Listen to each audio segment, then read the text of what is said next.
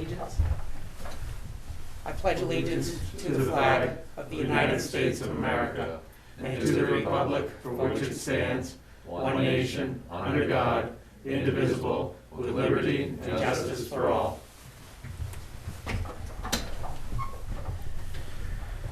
This evening we have our state representatives, Mr. Sommerall and Ms. Kelly here.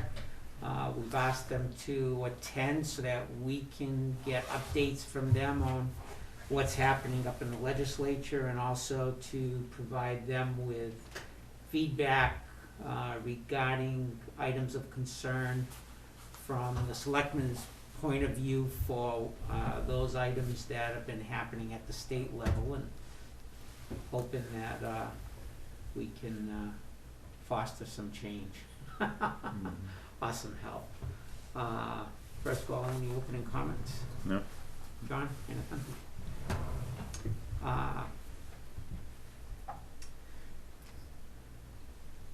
And I know you said you came not knowing what bills are going where, and I'm in the same boat, okay, as on bills, but one of the main items that we have seen happen, or is going to happen in June, I believe, is again the shifting of the burden of retirement funds from the state down to the town. And my understanding is when the retirement system was first put in place, the state was supposed to be funding the greater portion of that.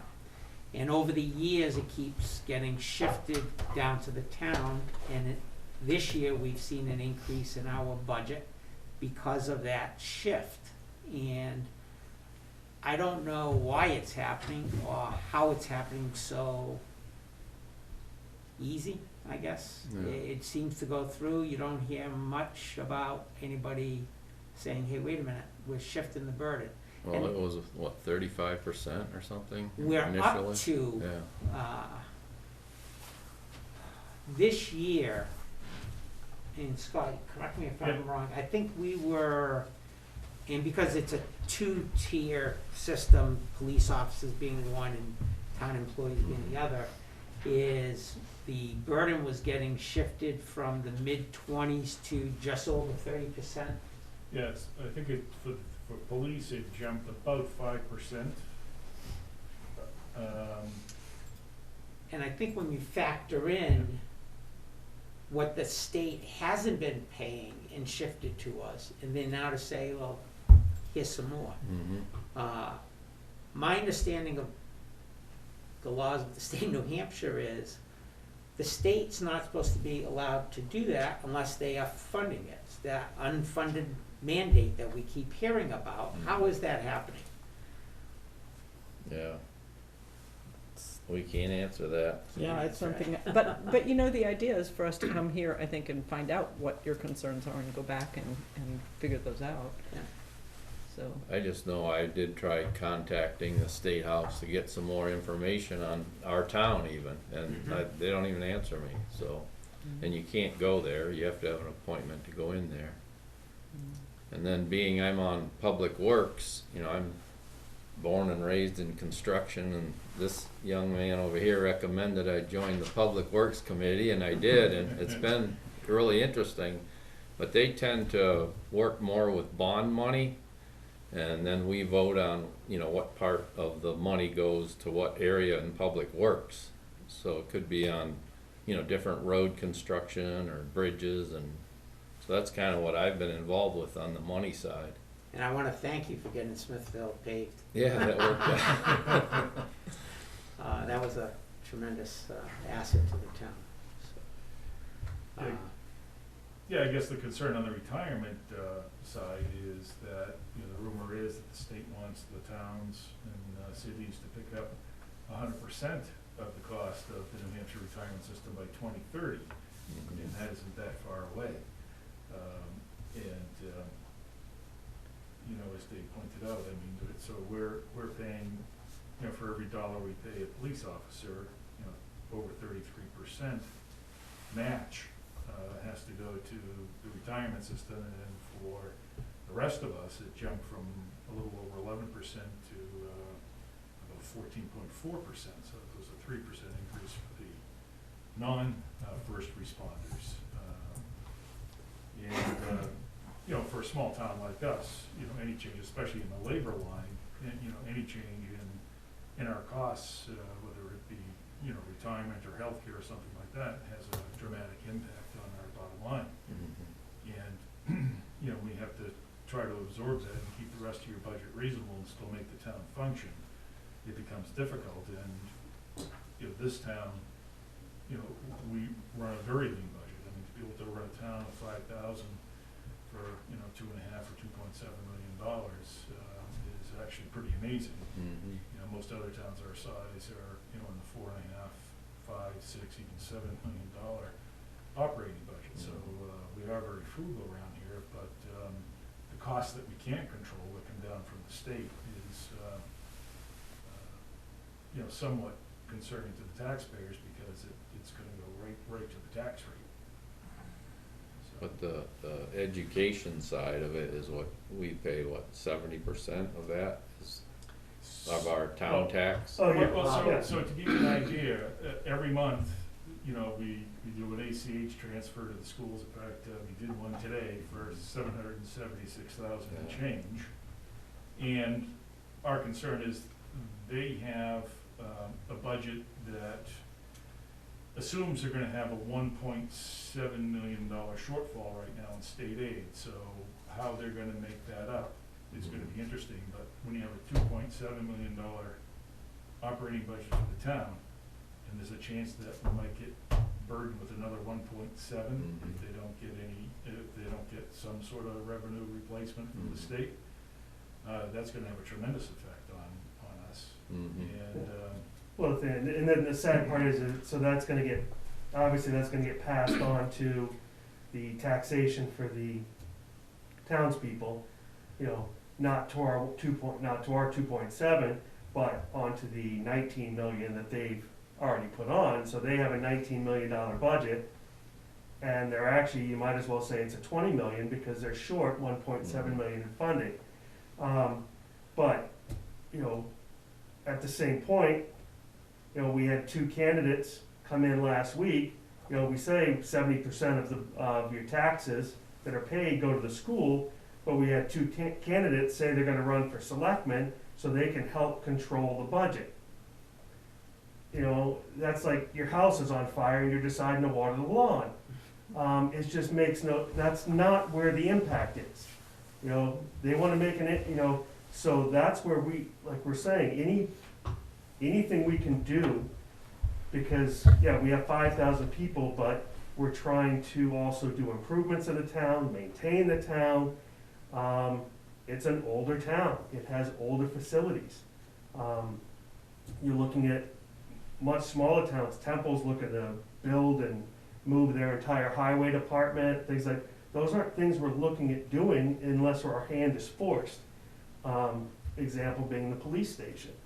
But in order to try to even focus on something like that, we need to control the other pieces. And that's where it's a little disconcerting to see that piece get pushed down, and it's the whole deal. I think a couple of years ago, there was a editorial cartoon where they're shoveling, middle of winter, obviously we're getting lots of snow, they're shoveling off the roof of the State House going, look, we're all set here in Concord, and they're shoveling it on top of a municipality's townhouse. And I know we talked about it earlier, and you said it's going back into committee to be looked at and everything, but, HB 20 would be an even bigger impact to that school budget again, and what they do. So it's just anything that we have the ability, or you have the ability to represent Little New Ipswich, and show them that, look, we're doing everything we can, and all we ask is for the state to be as frugal as we try to be here. So It would be nice. it would be nice, wouldn't it? Yeah, our school payment, if we have to absorb that 1.7, our school payments are gonna go up to $920,000 or $930,000 a month. So when you consider the whole town's operating budget is only, 2.5, 2.7, Right. those are big checks that we write every month to the school district. There was some funding, was it last year that came back to the town? Yes. But that, so they said it was just a one-time deal. Well, they did it twice. They did Yeah. it in 2020 and 2019. Yeah, we got Yeah. about a little over 75,000 in 2019, and we got 69,000 in 2020. And what do we turn around and we try and reduce our electric bill by changing out fixtures that, we get rebates on. But, with that, we would not have been able to go to the voters and say, hey, can you front another $30,000? So that came in and we try and use it prudently, but, and by all means, I don't think we're trying to say the state should be paying for everything. They shouldn't be. We're the state, we're the town. Mhm. But when they set up the rules up front and say, this is how we're gonna do it, let's play by those rules. Don't say, well, now we're gonna change the rules and keep changing them.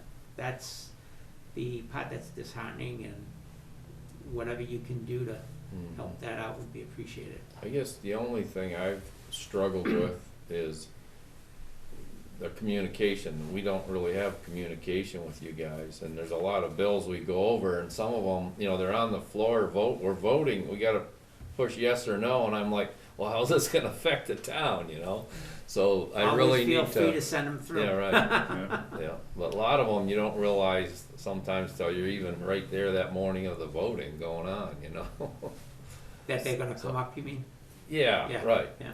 So because I'm so new at this, I'm gonna ask some stupid questions. What money does New Ipswich send to the state besides school money?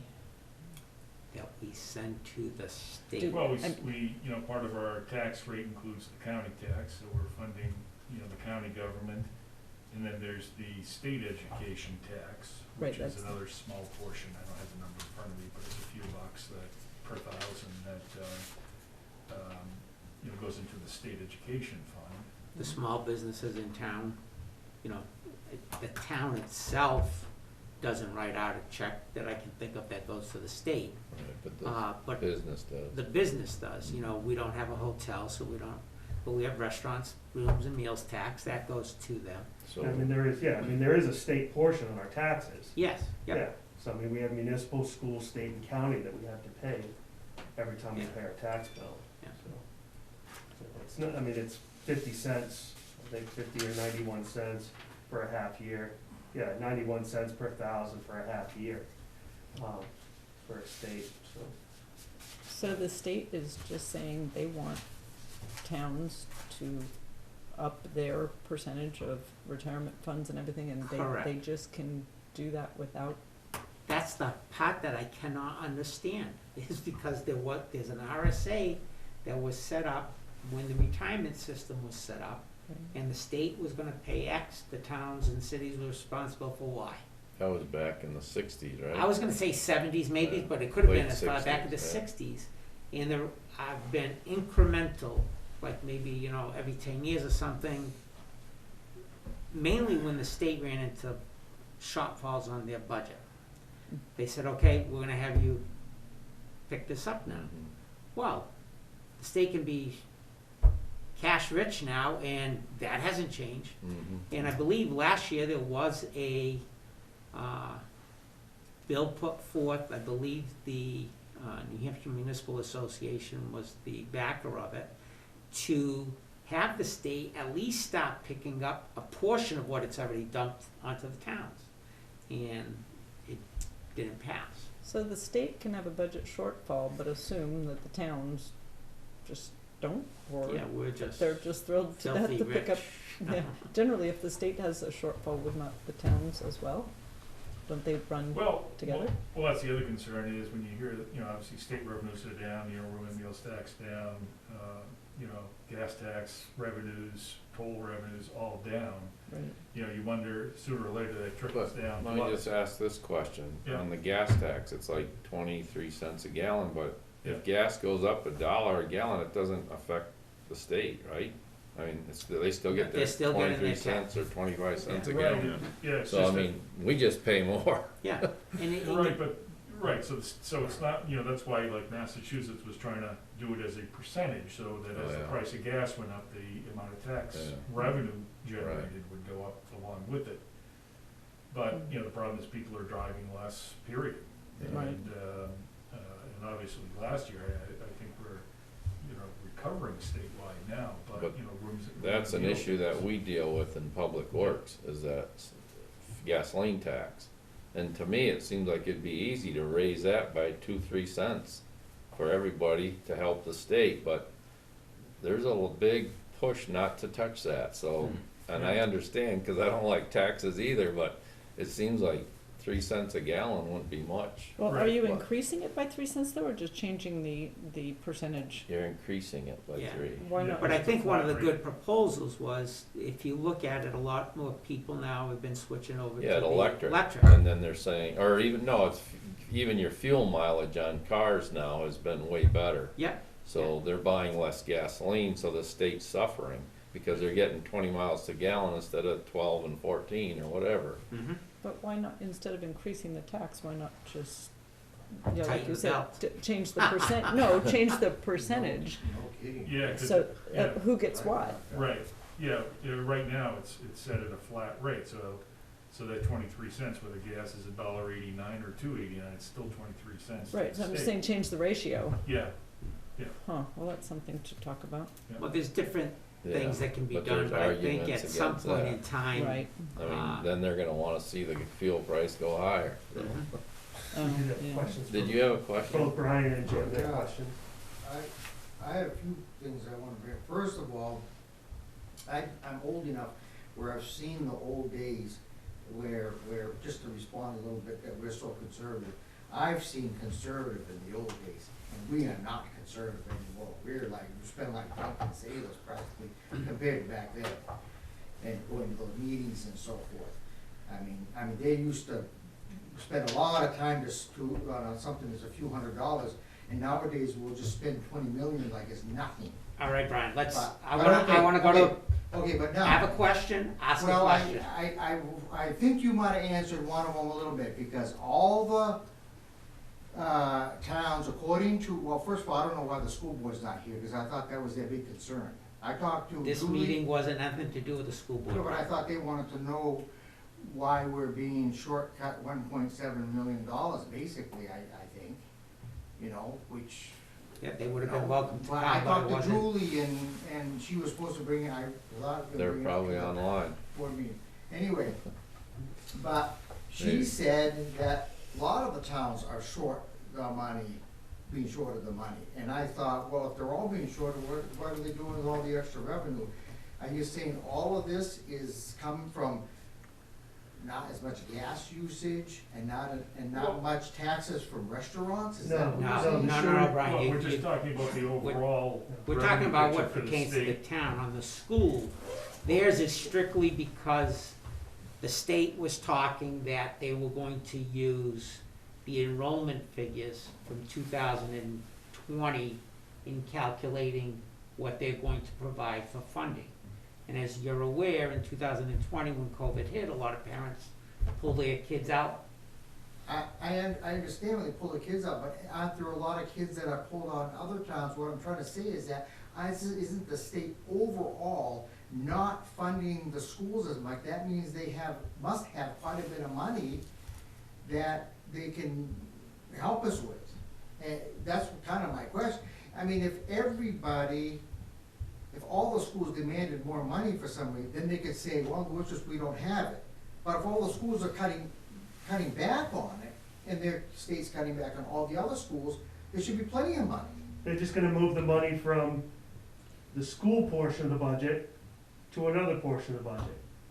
Meaning, we don't have to spend, for example, let's just make it easy, if it was, all they were doing was funding us, they're gonna take 1.7 million out of the school portion, what they would have sent us for schools, and they're gonna spend it on, widgets, and they're gonna buy $1.7 million of widgets instead. Well, I think that's what we're asking. What is going on with the money that they've now saved from all the schools, not just us. What are they doing with that money? But I think what we were saying earlier, Brian, is that is still not settled. I know there are bills that have been put forth by people to require the state to use the pre-COVID student numbers. Jim? Yeah, just to pick up, the state education tax in this town isn't sent to the state physically. It's part of the payment that you ACH over to them, okay? So it goes directly to the school. We're not a donor town. I don't know how many donor towns are left, probably not too many.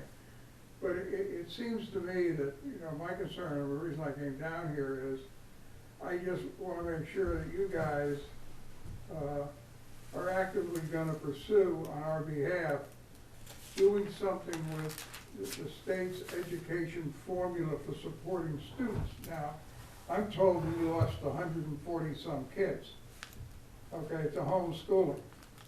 Quite frankly, I don't see how somebody with 2 or 3 or 4 kids in the house, especially if they're younger, can do remote learning unless they got a battery of computers and some high-speed internet connection.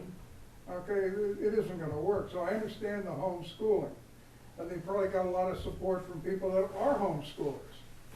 But to take them out in one shot, whether it's in Conval has the same problem, right? Yeah.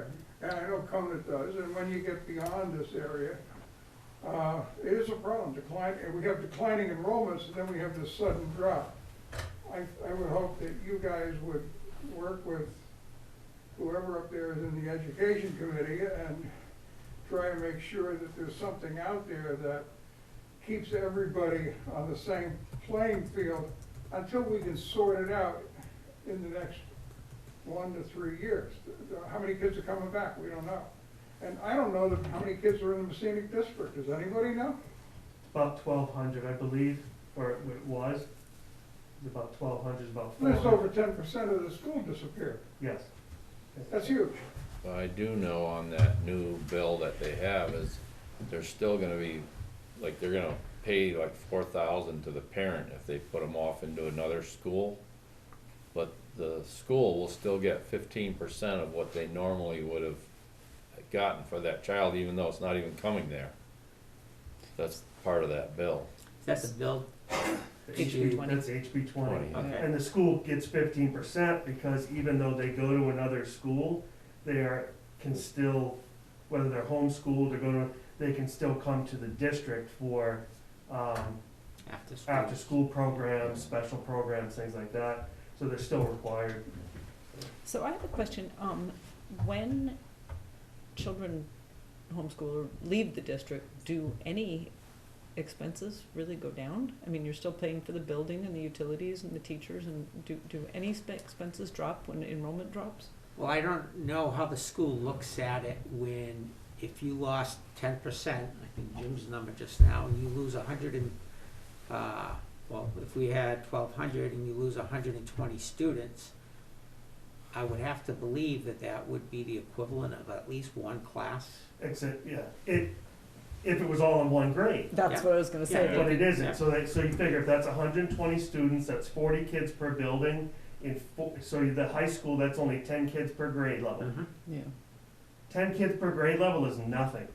That's not even a kid per classroom. Right, you're not gonna lose it. you're not gonna lose a teacher or Yeah. anything. And then you look at, you know, so all the schools are 4 grades, correct? First, well, the elementary school is more than that. But, so, I mean, the elementary school, it's nothing. It's not even a kid per grade level. Right. Utilities will stay the same, maintenance on buildings, Yeah. landscape, the works, And everything's gonna. then you have a year like this where you're then mandated to spread the kids out.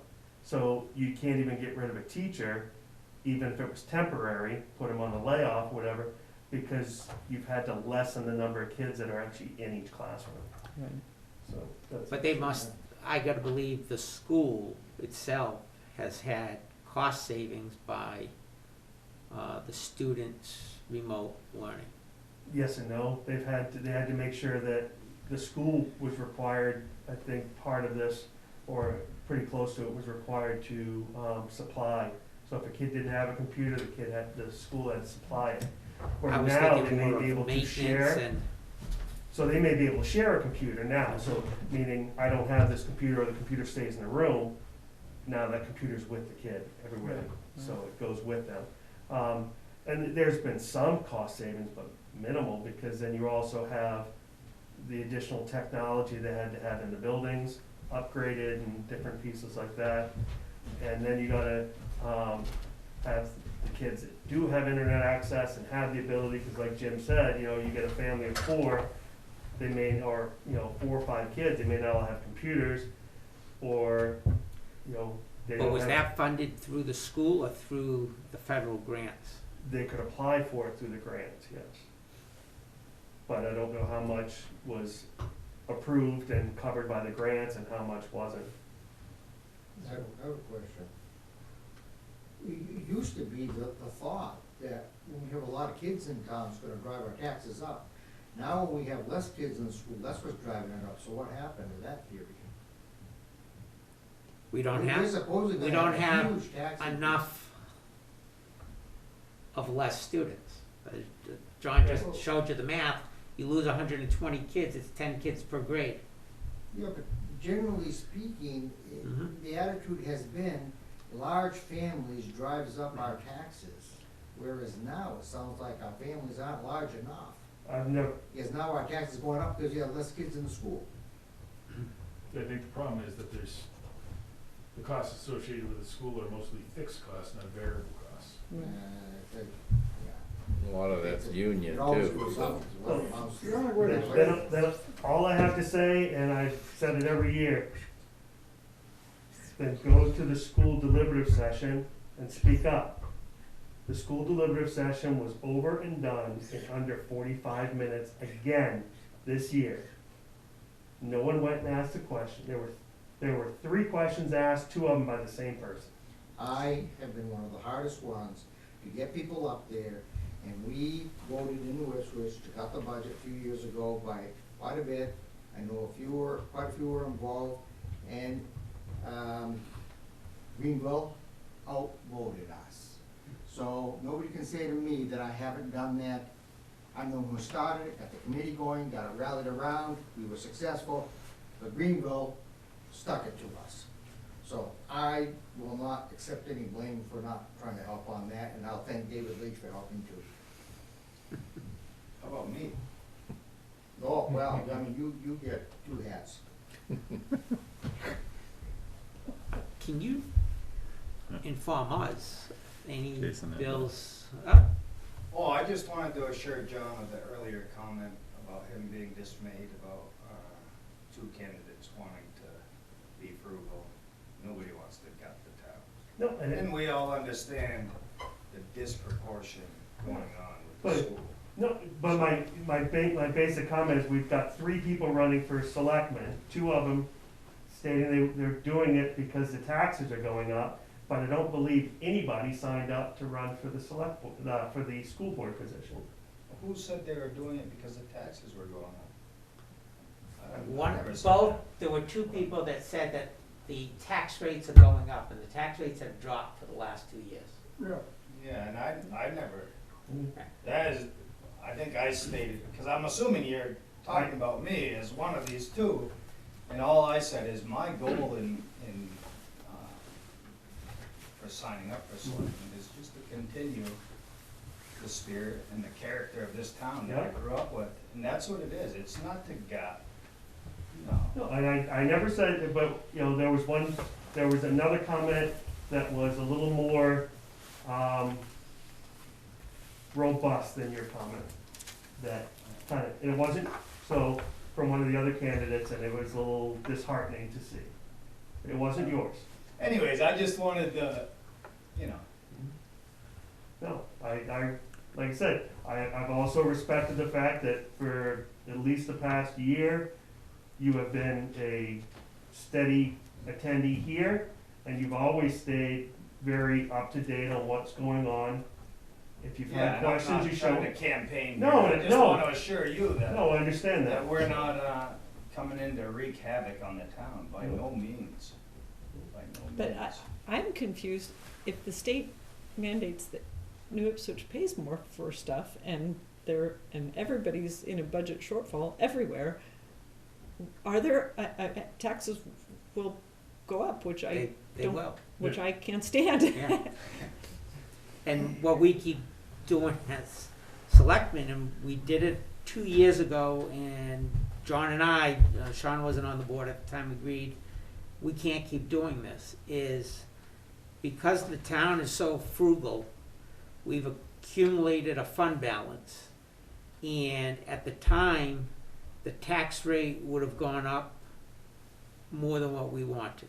So when the tax rate was set, we took that fund balance, or some of the fund balance, to keep the tax rate more in line with what the increase would have been.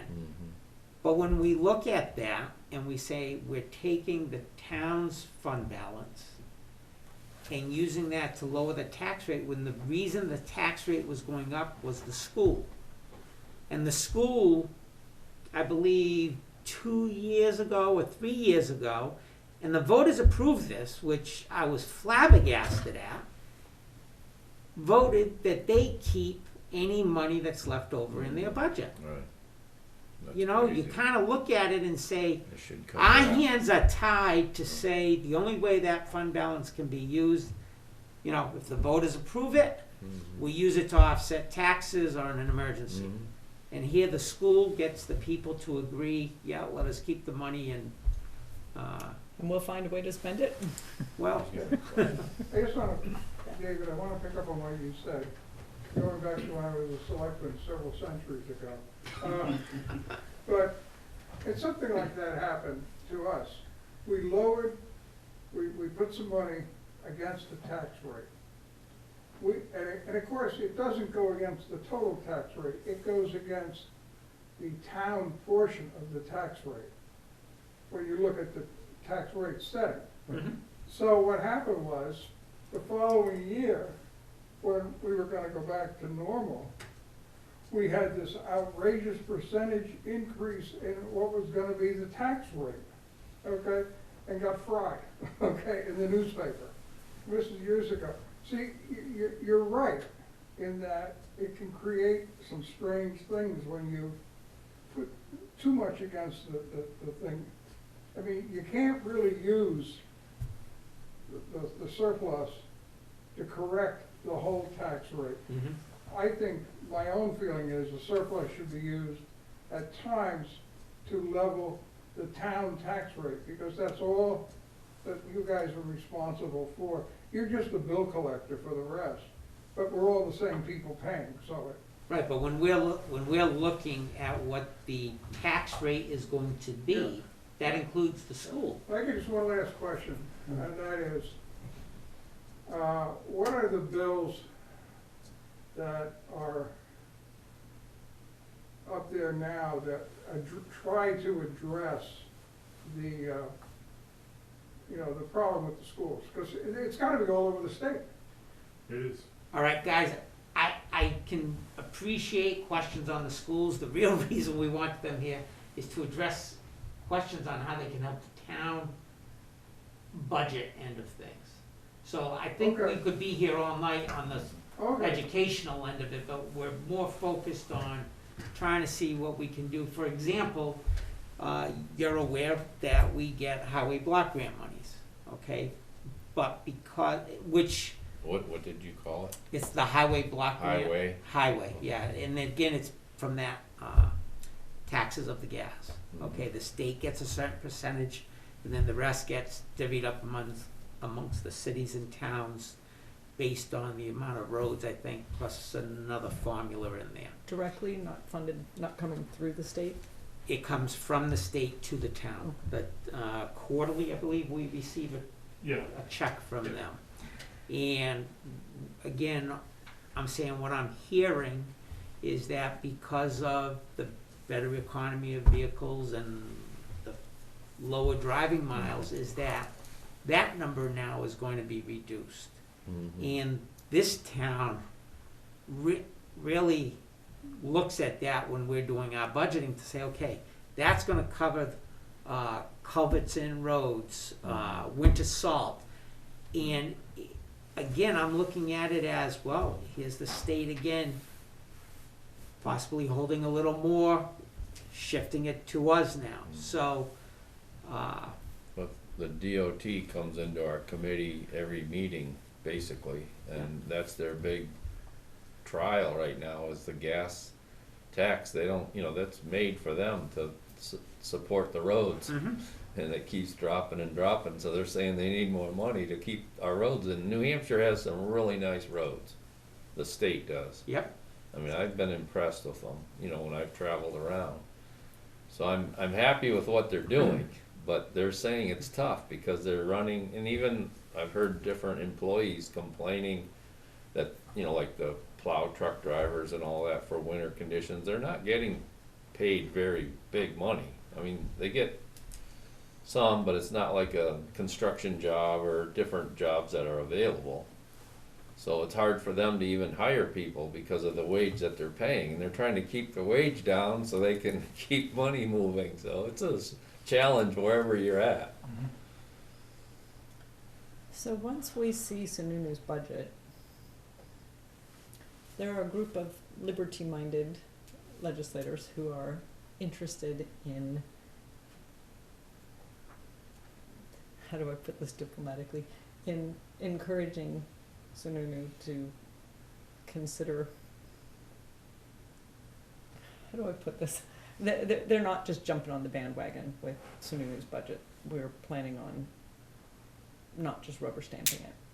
So I'm actually really glad you guys invited me because I hadn't really thought about this stuff, but it's stuff that I can take back to the group and say, hey, people, if we're going to not rubber stamp things, these are things we need to consider. And so I really appreciate you guys inviting me because not only New Ipswich, but obviously my own town as well, will be facing these things, and it's really hitting me.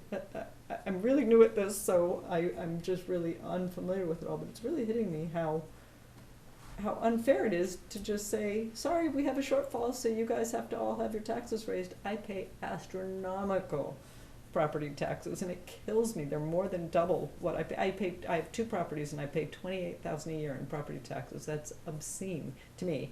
And so everybody talks about New Hampshire being the tax-friendly state because of the no income tax and no sales tax and all of those things, but I don't make enough or buy enough to make up for $28,000 in property taxes. So I'm thinking, how can this be fair to just say, sorry, we don't have enough money, you guys do it. You can't just push things.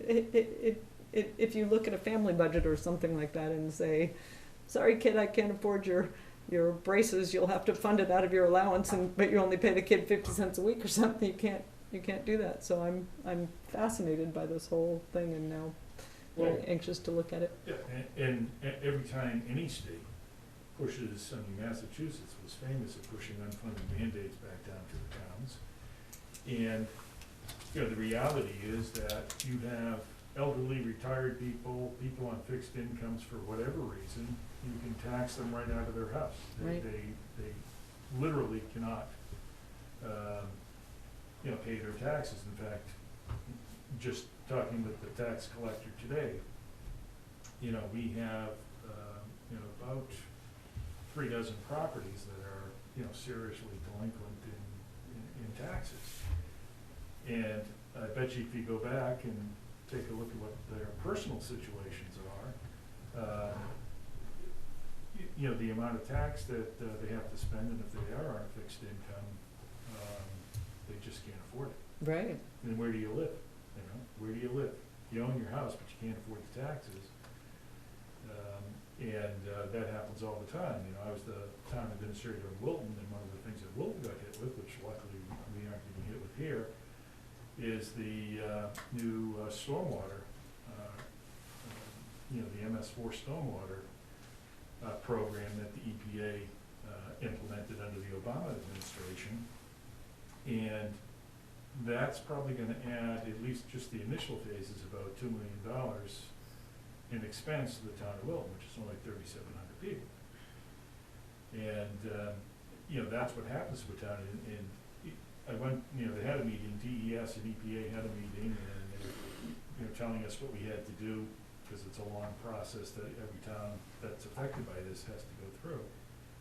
And I asked the person from the EPA, I said, so where's the funding, you know, to pay for all this? And she just shrugged her shoulders and said, well, there is no plan for funding. Somebody said, so else's you- problem. Right, right, I said, so you're asking me to go back to the residents of my town, and, you know, especially the people on fixed incomes, and tell them, sorry, you're gonna have to accept this extra $2 million in tax burden spread over, you know, 10 years or whatever it may be, but it still hurts. And, that happens all too often from the state and federal government, and, you know, the property tax owner, you know, property owners, you know, bring just everything through property taxes, just is impossible. I'm literally working to pay my property taxes. Yep. I have rental income, so I Yep. could survive because my parents were careful and left me property, et cetera, but I'm working to pay property taxes. Yeah. That's absurd. Yeah, my whole life, and I've always looked at it to say, well, you know, it's our property tax. We're not paying the income tax or the sales tax, et cetera, so it's okay. But now when you look at it and you think, well, what about those people that have now Right. gone to fixed incomes, they've retired or whatever, and if that bill just keeps going up and up, it's gonna be a struggle for some of them. Your property Right. tax is one thing, but excessive property Yeah. tax is Yeah, another. Yep. That's what it seems like, that the whole theory of, that when you allow spending to keep going up and up and up, and then you have the state kind of dribbling some down, it causes a problem eventually, especially when they pull the plug. I mean, I'm reminded the same, the government that's big enough to give you everything you want is big enough to take away everything you have. And that big daddy government, I've known that's been a problem for many years, and I think we're gonna start tasting it. Well, we appreciate anything you can do.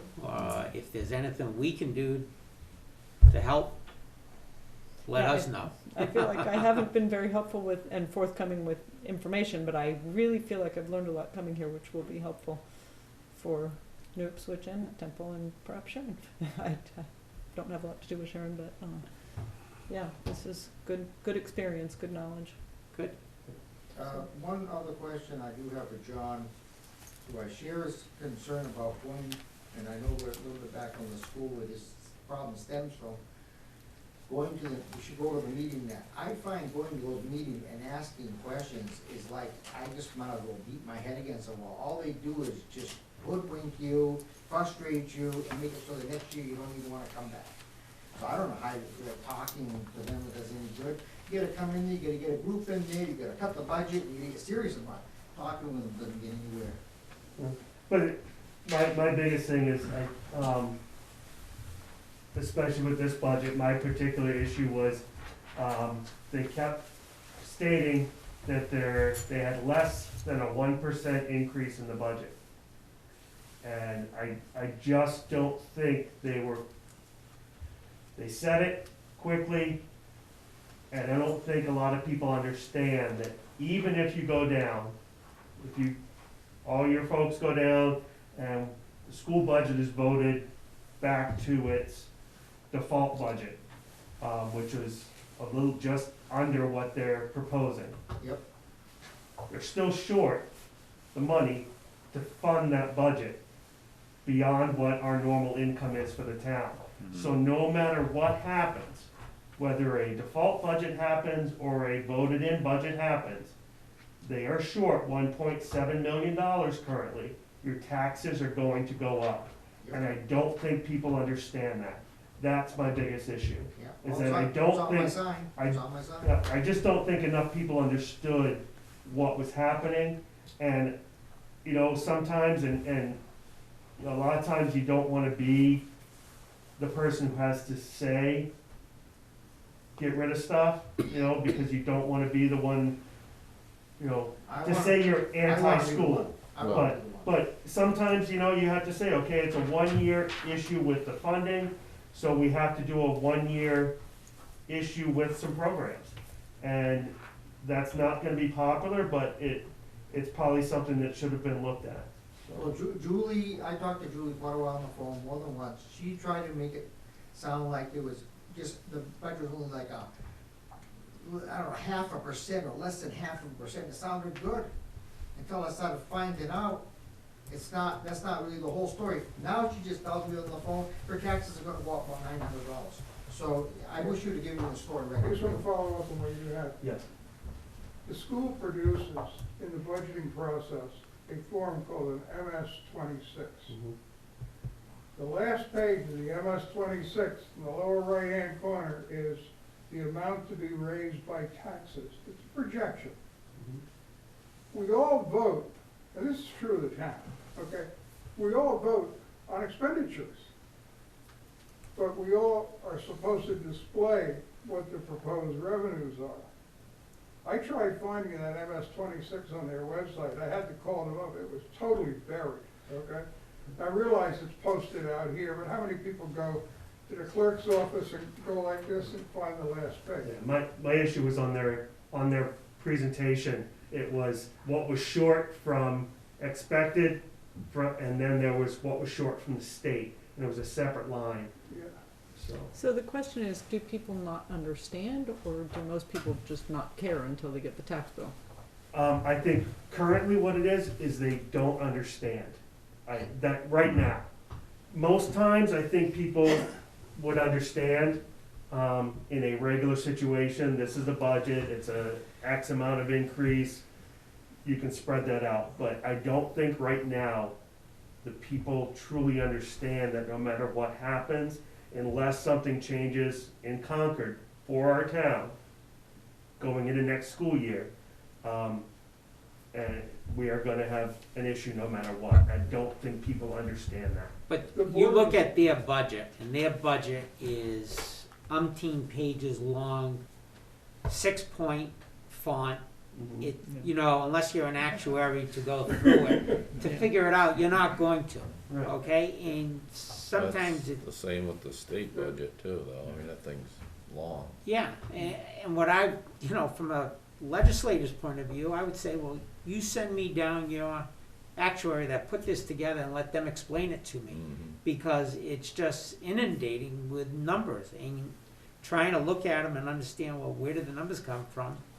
It's a shot in the But I dark. think we all have to remember too that we voted, you know, the new schools, the remodels and all that was voted by the people in this town. And this is what we're facing, and that's what some of the people are trying to prevent or keep it down when we were voting, but that's what the vote went, so now we're dealing with it. And I'm looking here now, and, you know, this was a thing in January, so it's not that old, where the state got another $156 million in federal aid for education. So, you know, we don't hear from the schools to say, oh, we're expecting this Right, much to right. offset it. So all I hear, and I can't say we, all I hear is, well, they're using the lower enrollment numbers and the taxes are And going then up. the big cities get the bulk of it. Mhm. I mean, we just get a little Yeah, drop of it. Hey, just one thing. I'm chairman of the Board of Assessors, okay? So we hear about people that don't like their tax bill, okay? But we make it very clear that these guys are responsible for it. The total number, but thanks, Jim. where I'm going is, we did a reval in 2019. Normally when you do a reval, man, here they come. Here come all the abatements. We got hardly any, what, 3 or 4? Correct, Okay? yeah. Well, this year, I don't know what we got, 1, 2, 3 maybe? We're not getting abatements, which means all these folks out there, they may not be happy when they write the check, but many of them don't write the check. They pay the bank and the bank pays it, so there's a little bit of cushion there. So they're happy. Now they become unhappy if something spikes. Okay? And so what happens is, I think it's complacency to a degree. It's kind of like where you. That's what I was okay? saying, yeah. You know, I'm happy with my tax bill. I wish it was smaller, but I'm happy with it compared to what I know other people in other places pay. We do have one of the better tax rates in this region right now. So I think part of it is people just aren't paying attention. That's what I was That's what wondering. yeah. So where, in a state budget or a town budget, where is there room for belt tightening? Is there any room? I stop plowing my road every time it snows, and they keep putting the windrows at the end of my driveway, I don't. All right, we're not here to complain. When you look at our town budget, okay, you'll see things such as zoning board, budget of $500. Planning board, Nothing. $1,000. The biggest three areas that we have are gonna be police, highway, and fire. The essential services we have to provide to the town. The rest of it adds up to a very small fraction. So the only other place left is education. Correct.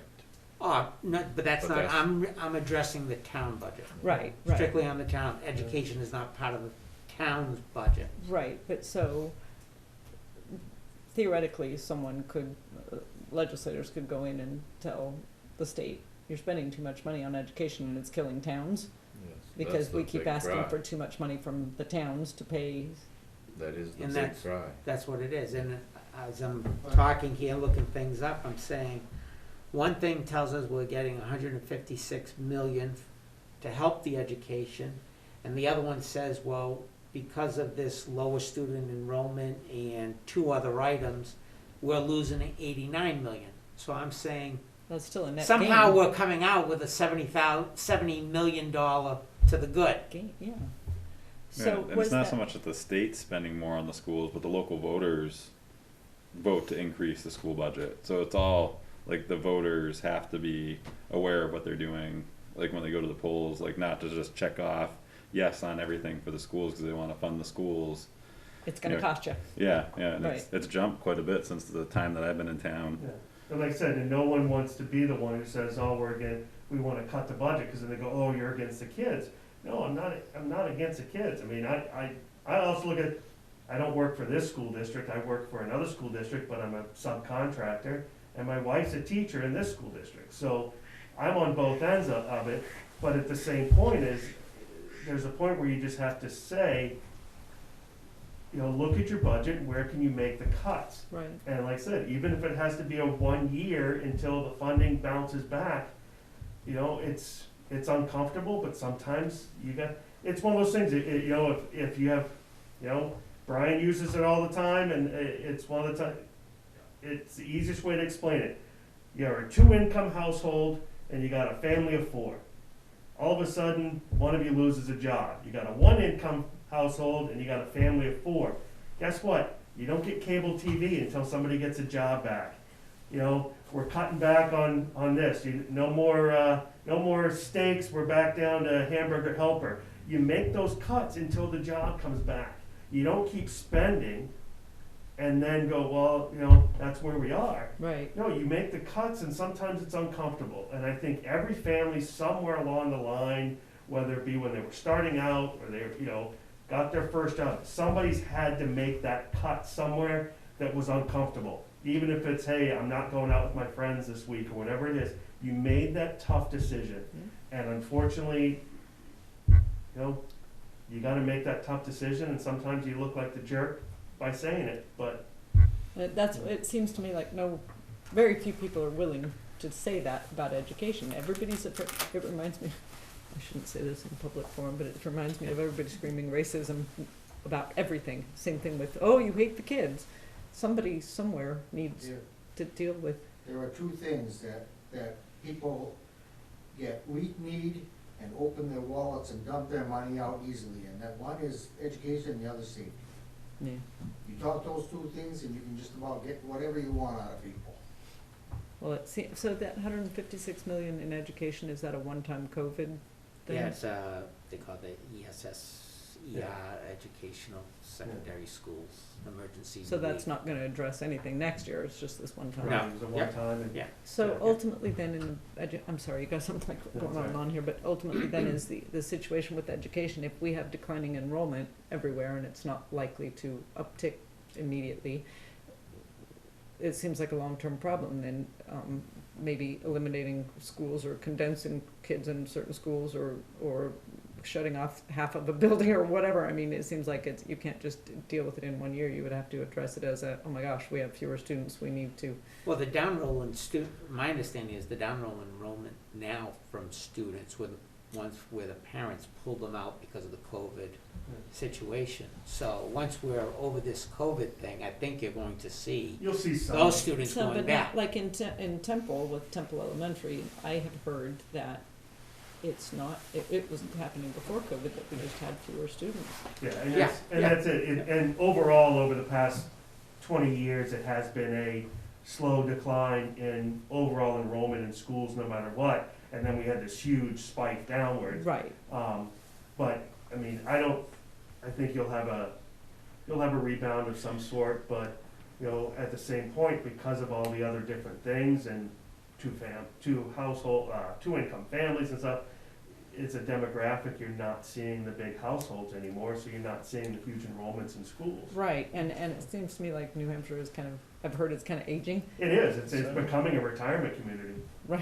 You know? Now the retired Cold can't weather. afford their houses, so what's gonna be left? It's a cold weather retirement community, but what you're saying is very true in Conval, okay? I mean, they had declining enrollments and too many buildings to take care of before all this happened. Right. I know, I remember when they built the Temple Elementary School, and they have a blood drive up there. And I got a blood type that's kind of rare, and I go up there and give blood, and because they cook good meals. I don't know if you've ever gone to a blood drive there, but I have not. you got to, they really. All right, Jim, let's stay Well, focused. what I'm getting at is, what I noticed was, that school Dinner isn't time. very full. Right? Yeah, it's, Okay, and what? and All there right, has, that's What's it. it up? there's been We are discussion told to about. wait until 7 o'clock. And I want to thank you both for Good. coming. Thank you. Thank you so much. We appreciate Well, just feel free to contact me too. Yeah, I'm very reachable. I'm Excellent. actually very interested in this whole thing. I am new to the entire process of all of this, and I want to be a part of, I'm very fiscally conservative and anxious to be a part of making a difference in a good way. Good. So thank Thank you. you. All right, Excellent. great, thanks for Diana. coming. Gonna go back out into the cold now. Yeah. Thank you. Thank you so much. How's my friend Mrs. Cromwell doing? Mrs. Cromwell, isn't there a lady up there named Cromwell? Gail Crum. Oh, Gail. Gail Cromwell.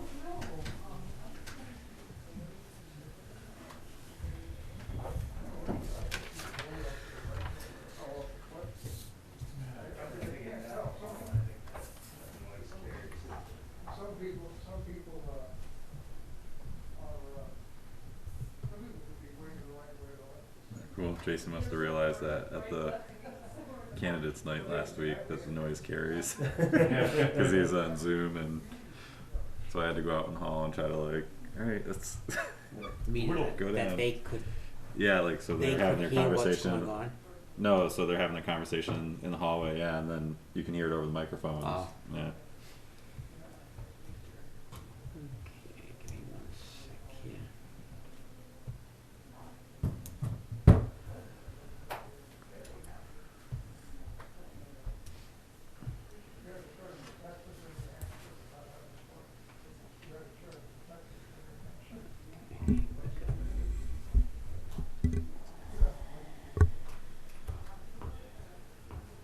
Farmers market season?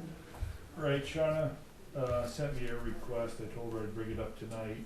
They'd like to start the outdoor farmers market on April 3rd if the weather cooperates, and, I mean, I think it worked well out here last year. I don't recall really any major issues with anything, and, so I think it works for them, and if it's okay with you, they'll start up on April 3rd, and they'll put a porta potty out there as well, like as they did last year. Motion to approve the farmer's market? Let's just have a little discussion first. Is there anything with this CDC thing we got in farmers markets? It's the same ones they were following last year. There's no Okay, changes. Nothing's Yeah. been changed, okay. Entertain a motion? Motion to accept the farmer's market starting on April 3rd. I second. All in favor? Aye. Aye. Aye.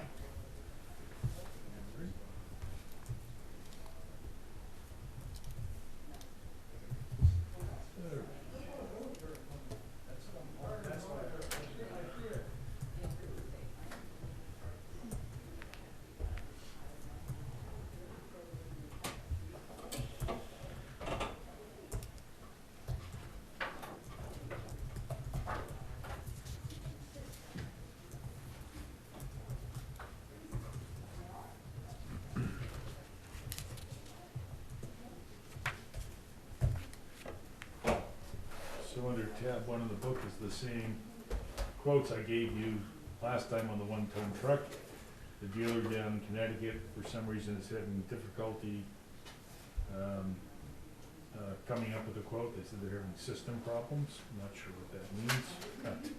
I can't get a price out of him. I checked in with him again today, and he's still unable to configure the truck online to get us a price.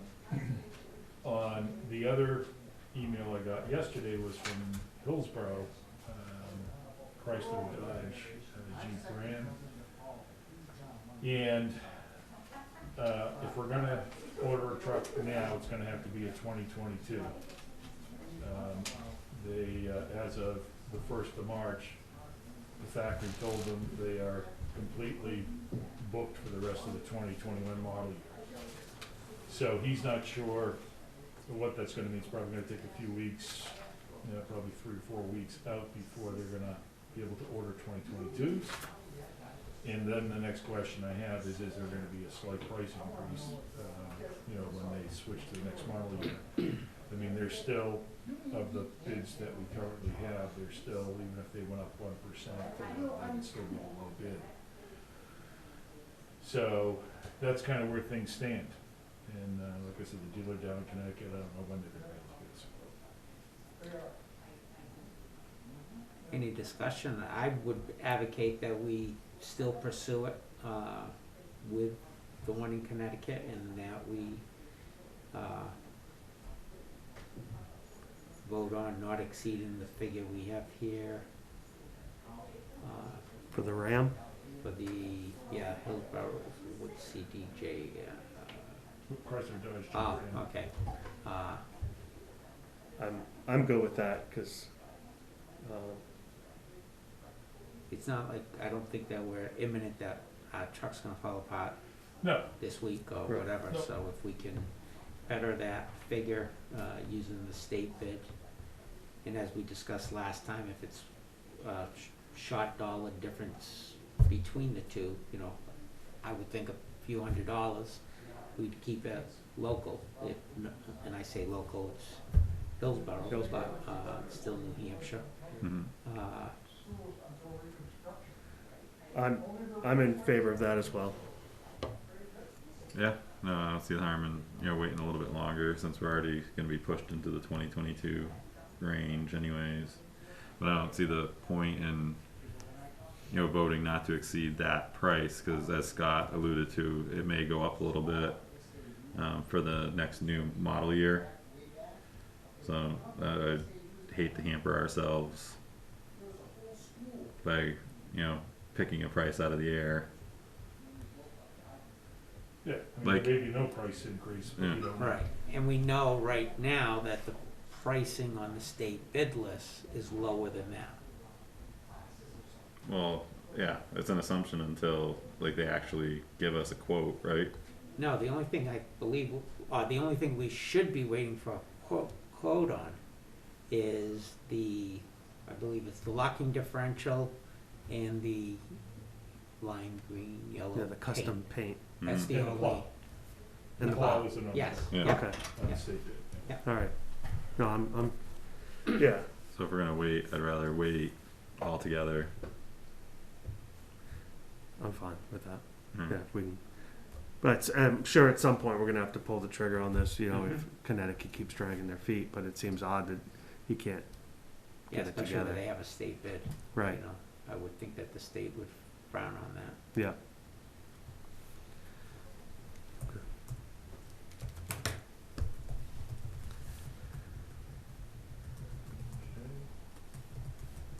And that's all I had under old and new business, unless you have other items that you wanna bring up. I do. One of the things I was gonna mention was, streetlights. I did take a ride finally up around, Wilder Village. Yeah, I can't believe how many are there. I know, that's, I said, it Those was, are the ones we should have probably have reduced. When you look at that size village, and I think of like Green Farm or these Right. other developments that, That's Spindleback? yeah, yeah, Spindleback, yeah, that's the one I sent there.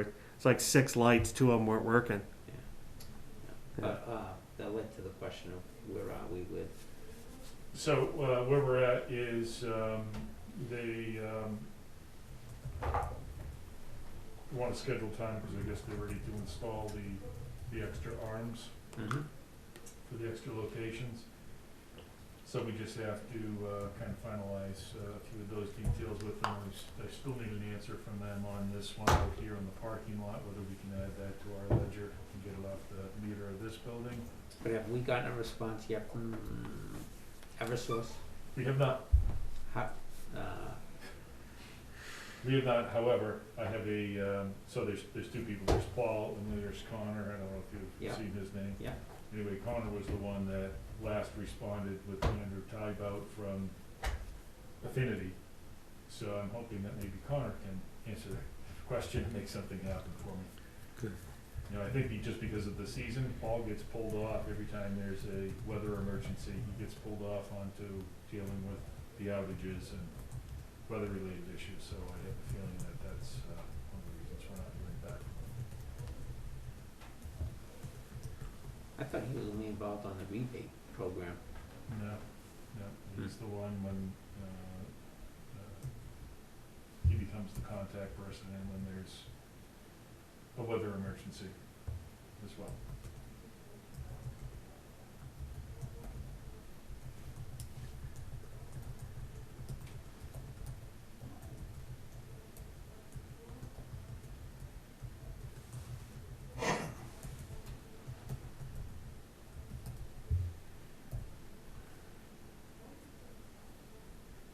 Did we get anywhere further with,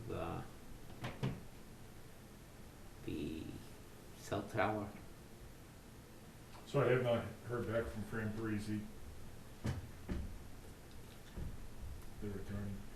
I sent him the last revisions that were to be made to the contract. He was interested in pulling a building permit. Talked to him about the, either laying out it as a Class 6 road or entering into a private road agreement. He had no problem entering into the private road agreement. He didn't see that as a big obstacle. Good. But have not heard from him, but I can certainly, it's been 2 or 3 weeks, so I can check back in. See where they're at. Here's my notes on the retirement, 28.3 to 33.8, you were right on 5%. Yep.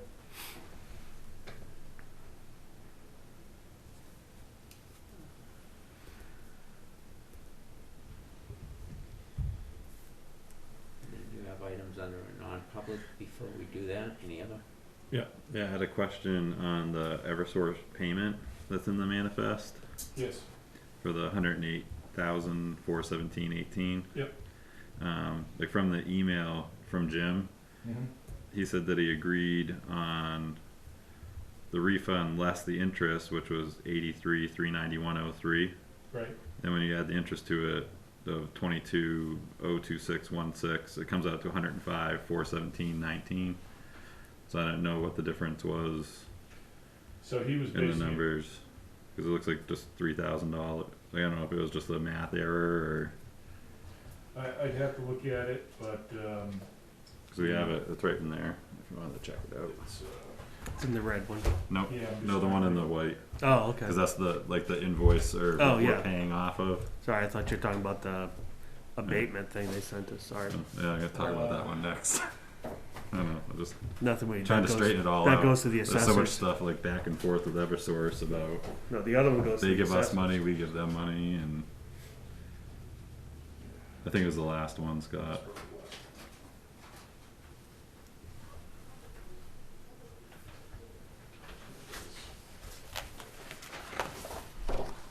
Yeah, I think Jim's 83 was wrong. I think that's part of the problem. I think it was actually 86. Yeah. So so it should have been 86, 391.02. So he had 83 up on the top line. Yeah. 86, 391.02 agrees with my number. Oh, so the 86th. Right, he calculated the interest differently. I was trying to be a little more conservative in the way I calculated it.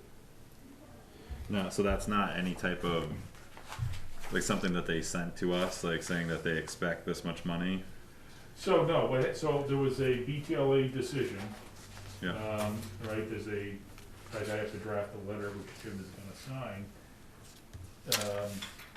That'll reference the docket number, I mean, cause this basically went through BTLA, this is the one that Eversource has been dragging out for years. Mhm. And finally, the assessors got to the point where our original exposure was over $300,000, almost $400,000. So when all was said and done, and BTLA kind of came out with their decision, all we got was a formula, right? So and it lists every town that was in the suit, and I think there were like 95 towns, if I remember, and cities in the suit. So if you go to the New Ipswich, line, it basically, the way they do it is how much we, in theory, over-assessed Yeah. Eversource's properties for 2016, 17, and 18, I think, are the years that were impacted. And then you apply the tax rate for those years, because it's all different based on the delta on what we theoretically overcharged them. Mm-hmm. And you apply the tax rate for each one of those years, that's how we came up with the 86,391.02 number. Okay. So the fact that Jim and I came up with the same number was encouraging, that we understood the formula that BTLA sent us and the lawyers sent us. Then it's just a matter of calculating the interest we owe them based on, what you consider the start date. Yeah. And he was compounding it differently. He's probably compounding it correctly, because I was trying to get away with simple interest. Did the BTLA state what that rate needed to be? Interest rate? Yes, so the interest rate was part of the decision. So I think it was 8%, it's 6%, yeah. Yeah. And so that was part of the decision, in the amount that, they, like I said, they listed town by town, year by year, what the overassessment was. Now, a couple of years, we were actually underassessed them, however, we cannot recoup that money based on the way the suit was processed. Because I tried to net that out too. Jim wasn't going for that. Yeah. But anyway, so the number that Jim came up with, I believe, is correct, based on the 6% interest and when the start date was. Like I said, I was trying to be a little bit more conservative on the timeline, but it would change it by. Was that I the think I came out to 107,000, and he came up to 108,000, I remember. Mm-hmm.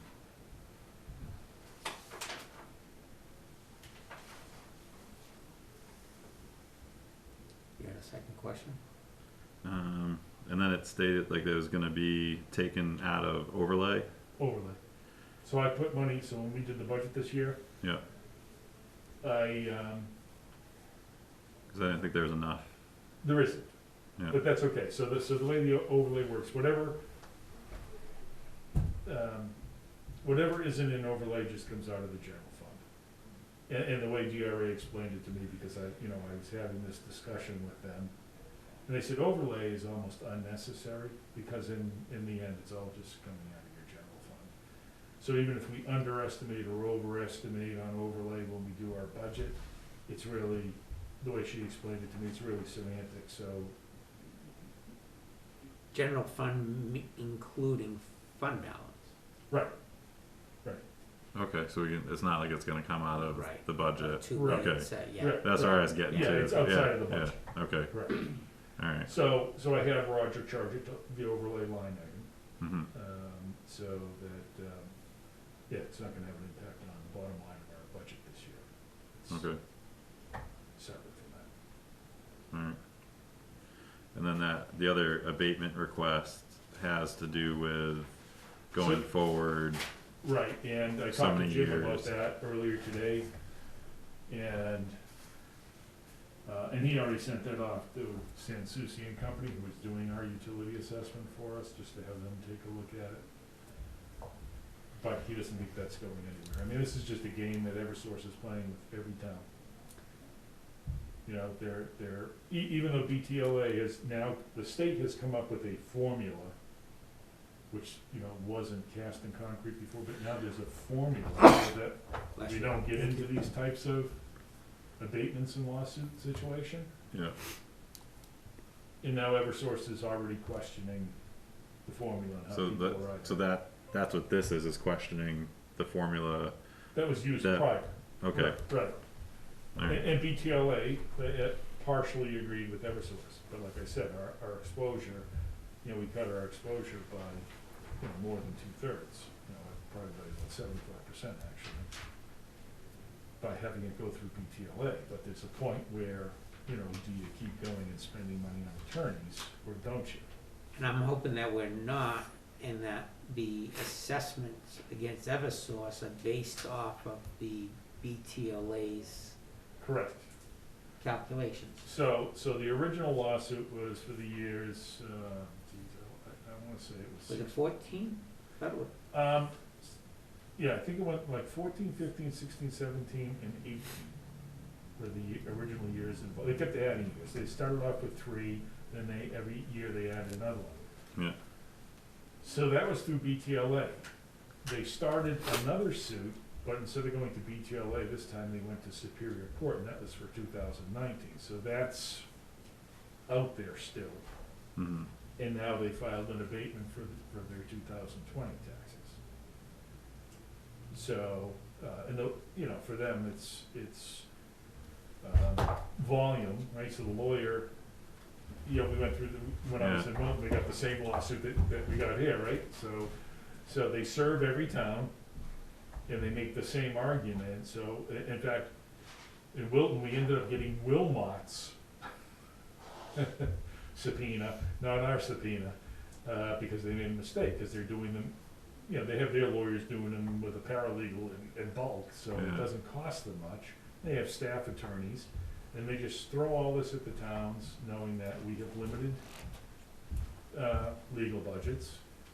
And, you know, obviously the bigger cities like Nashua, Manchester, you know, Portsmouth, Concord, you know, those are the ones where they hope to have the biggest win. But it impacts all of us, and, So it looks like it's a game that they're playing. starting the cycle over again. Well, all over Yeah. again. but I thought we were clear now, once we made that, payment. This payment, yes. Right, and then it's a matter if they want to file for another abatement, that's their right, but you mentioned another, Right, so 2019, it's actually a lawsuit. 2020, it's just an abatement request, which we just got. So the payment we're sending out settles us? Settles us through 2018, as far as we're concerned. They have never said that they agree with BTLA's decision. But at this point, you know, we're just hoping to, us and a bunch of other towns said, okay, we've had enough. It's, you know, it's been through BTLA, it's been beat like a dead horse, and, you know, it's to continue on trying to fight something that you know, I think we all agreed on that. when Right, we talked agreed about on this. that, yeah. That we're just throwing good money after bad if we keep pursuing this, and just to pay it and be done with it. But we still have 2019 hanging out there, we don't know what that's gonna be, you know. I didn't know we had 2019 Yeah, hanging we've out already there. been, I think we've already been served on that one, if I Mhm. recall. Is And that with the same grouping of towns, or is It this? is. It is. Is there any counter lawsuits? Well, you know, you go through the. Harassing us? Well, no, but you go through the appeal process, I mean, that's how we were able to, I mean, in the end, this result out of BTLA, We have took to some give of them the back sting money, out of but it, yet we but- got money up front. right, So, but yeah, 19's out there, and the fact that they're now trying to abate 20s already, tells me that if they don't like the results there, they might just go ahead and file a suit for 2020 as well. again, it's, if you're using the formula that was established under this agreement, and that's what the state has, I think, legislatively established now, I don't know where they think they're gonna go with it, because we're all theoretically using the same methodology to assess the value of their properties. Mhm. Alright. John? I have nothing. I got one question Sure. before you go non-public. My daughters, this might be for Sean, my daughters are wondering if softball is gonna happen this year. Yep, that's all being worked on and will be, it should be coming out soon. Yep. Alright. So good night, Hey, have a Jason. great night. Motion to go into non-public under RSA 91A3. Second? All in favor? Aye. Aye.